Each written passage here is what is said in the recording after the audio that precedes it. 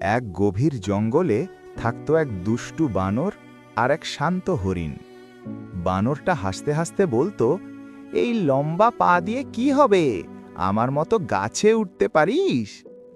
হরিণ শুধু হেসে বলতো, সবাই এক কাজের জন্য জন্মায় না বন্ধু। হঠাৎ একদিন জঙ্গলে আগুন লাগলো, চারদিকে ধোঁয়া আর আতঙ্ক।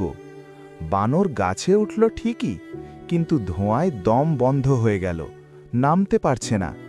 ঠিক তখনই হরিণ তার লম্বা পা দিয়ে বানরকে পিঠে তুলে নিরাপদ জায়গায় নিয়ে গেল। বানর নিচু গলায় বলল, আজ বুঝলাম, যাকে ছোট ভেবেছিলাম সেই আমার জীবন বাঁচালো। মনে রেখো, কাউকে ছোট করে দেখো না, সবার শক্তি আলাদা। এই গল্পটা যদি ভালো লাগে, লাইক শেয়ার করো, আর এমন গল্পের জন্য সাবস্ক্রাইবার করো।